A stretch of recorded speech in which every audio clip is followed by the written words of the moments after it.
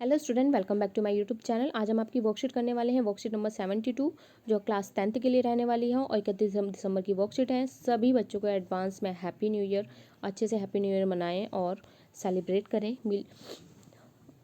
Okay, तो इसमें आपके कुछ क्वेश्चंस हैं, 1 नंबर के हैं, 3 से 5 अंक वाले हैं, फिर एक पैराग्राफ दिया हुआ है, उसके कुछ क्वेश्चन तो आइए हम करते हैं। अगर आप मेरे चैनल पर नए हैं तो प्लीज़ बच्चों चैनल को सब्सक्राइब कर दो, वीडियो को लाइक कर दो, अपने दोस्तों के साथ भी शेयर करो। तो आपका फर्स्ट क्वेश्चन कुछ इस प्रकार से दिया हुआ आप देख सकते हो। तृतीयक क्षेत्र को सेवा क्षेत्र भी क्यों कहते हैं? तृतीयक क्षेत्र में किसी वस्तु का निर्माण नहीं किया जाता है, बल्कि यह क्षेत्र प्राथमिक द्वितीयक क्षेत्र को सेवाएं प्रदान करता है, इसलिए इसे सेवा क्षेत्र भी कहा जाता है। क्योंकि ये क्या करता है? सेवाएं प्रदान करता है। जैसे आपके डॉक्टर हो गए, शिक्षक हो गए, इंजीनियर हो गए, और आपके जितने वाहन वगैरह सारे आ जाते हैं, आपके जो परिवहन सारे आ जाएंगे इसमें, संचार प्रणाली सारी इसमें आ जाएगी।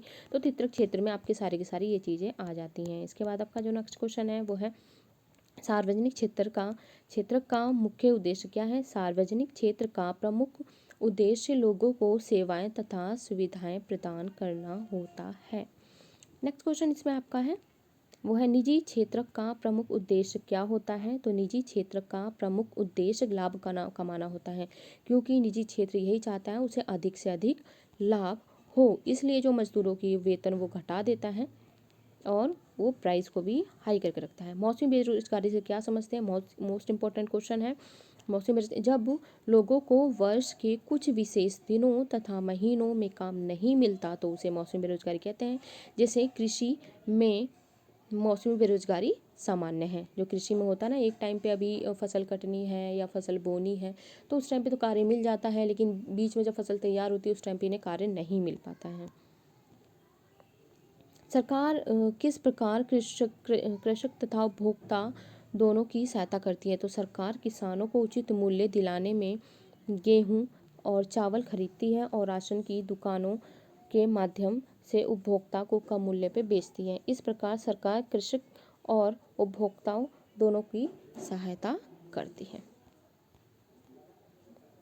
आर्थिक एवं गैर आर्थिक क्रियाओं के मध्य अंतर स्पष्ट कीजिए। तो आर्थिक क्रियाएं होती हैं वह सभी गतिविधियां जिनसे हमें आय प्राप्त होती है उन्हें आर्थिक क्रिया कहते हैं, जैसे कृषि, व्यापार, खनन आदि।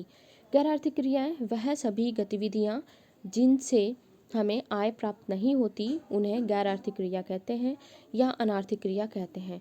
जैसे घर में खाना पकाना, विद्यार्थी द्वारा पढ़ाई करना। तो ये आपका पूरा क्वेश्चन है। ओके, इसके बाद चलते हैं हम आपकी आज की नेक्स्ट क्वेश्चन पे।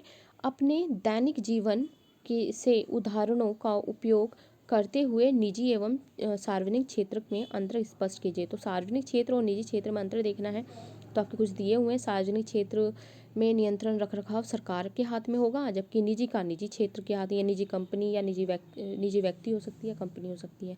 नेक्स्ट, सार्वजनिक क्षेत्र का उद्देश्य लोगों की सेवा करना है, लेकिन निजी क्षेत्र के उद्यम लाभ जो आपके यहाँ आगे के उद्देश्य स्थापित किए जाते हैं। नेक्स्ट है सार्वजनिक क्षेत्र पर सरकार का पूरा नियंत्रण होता है। निजी क्षेत्र की कंपनी पे सरकार का जो हस्तक्षेप है वो कम होता है, इतना नहीं ले करती है वो।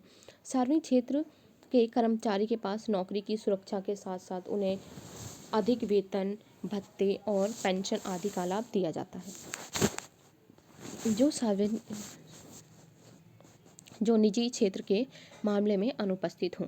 सार्वजनिक क्षेत्र के उदाहरण अगर हम देखेंगे तो रेलवे या डाकघर, BSNL। निजी क्षेत्र के देखेंगे Tata iron and steel company limited, TISCO, Jio, ये आ सकते हैं। इसके बाद जो आपका है संगठित असंगठित क्षेत्र, इसमें जो आपका मेन है संगठित क्षेत्र सरकार द्वारा पंजीकृत है और इसके नियमों का पालन करता है, जबकि असंगठित क्षेत्र मुख्य रूप से सरकार के नियंत्रण से बाहर है। ओके, नेक्स्ट इसमें है संगठित क्षेत्र के श्रमिकों को रोजगार की सुरक्षा प्राप्त है, जबकि असंगठित क्षेत्रों में जो नौकरी की सुरक्षा प्राप्त नहीं होती, कब इनकी जॉब चले जाए नहीं पता होता है। इसके बाद है संगठित क्षेत्र में वेतन अधिक होता है, जबकि असंगठित क्षेत्र में वेतन कम होता है। संगठित क्षेत्र में काम करने के घंटे निश्चित होते हैं, जबकि असंगठित क्षेत्र में अनिश्चित होते हैं। संगठित क्षेत्र में सवैतनिक अवकाश दिए जाते हैं, जबकि असंगठित क्षेत्र में ऐसा नहीं होता है। संगठित क्षेत्र जैसे आपका बैंक हो गया, और असंगठित क्षेत्र आपका प्राइवेट ट्यूटर हो गया, यानी कि जो भी ट्यूशन वगैरह पढ़ाते हैं। ओके, नेक्स्ट क्वेश्चन है मनरेगा के लेके है, काफ़ी इंपॉर्टेंट क्वेश्चन है, पूछा जा सकता है। तो इसे मनरेगा के रूप में जाना जाता है, मनरेगा 2005 के रूप में। इसके बाद इसके जो कुछ पॉइंट्स हैं आप देख सकते हैं। इसके तहत है कि लोगों को एक वर्ष में 100 दिन के रोज़गार की गारंटी दी गई है। इसके बेरोजगार भत्ते देती है। 33% महिलाओं के लिए इसमें सीटें आरक्षित हैं। और भारत में कितने प्रकार की बेरोजगारी पाई जाती है, तो इसमें आपकी 2 प्रकार की है। मौसमी बेरोजगारी जो हम पढ़ चुके हैं, इसके बाद आपकी है छिपी हुई बेरोजगारी। ये होता है कि जहाँ पे अधिक लोग काम करते हैं, जैसे किसी खेत में 8 लोग काम कर रहे हैं, लेकिन वहाँ पे 4 लोगों द्वारा काम हो सकता है, लेकिन 4 लोग वहाँ एक्स्ट्रा हैं, तो छिपी हुई बेरोजगारी होती है ये। शिक्षित बेरोजगारी है कि जो पढ़े लिखे हैं, युवा हैं, डिग्रियां हैं, पढ़े लिखे हैं, लेकिन उन्हें रोजगार नहीं मिल पा रहा है, तो शिक्षित बेरोजगारी इसकी समस्या सबसे ज़्यादा हमारे भारत देश में। इसके बाद जो आपका स्रोत आधारित प्रश्न है, उसके क्वेश्चन है सकल घरेलू उत्पाद से आप क्या समझते हैं? किसी विशेष वर्ष में प्रत्येक क्षेत्र में उत्पादित अंतिम वस्तुओं और सेवाओं के मूल्य के योग को उस देश का सकल घरेलू उत्पाद कहते हैं। दोहरी गणना है, तो किसी वस्तु के मूल्य की गणना करते हुए अगर कच्चे माल या लागत आदि को 2 बार गणना कर ली जाती है, तो उसे क्या कहते हैं बच्चों? इसमें दोहरी गणना इसको कहा जाता है। अल्प रोजगार से आप क्या समझते हैं? तो जब कहीं आवश्यकता से अधिक लोग काम कर रहे हों या योग्यता से कम वेतन प्राप्त करते हैं, तो इसे क्या कहते हैं? अल्प रोजगार कहा जाता है। और अगला है कृषि क्षेत्र में छिपी हुई बेरोजगारी की समस्या का हल करने के लिए एक उपाय बताइए। तो यही है, ग्रामीण क्षेत्र में लघु उद्योगों का विकास करके छिपी हुई बेरोजगारी की समस्या का समाधान किया जा सकता है। तो आपकी वर्कशीट में इतना ही था। आपके बहुत क्वेश्चंस आ रहे हैं, तो आप इसे करते जाइए, एक अच्छा खासा आपका क्वेश्चन बैंक तैयार हो जाएगा।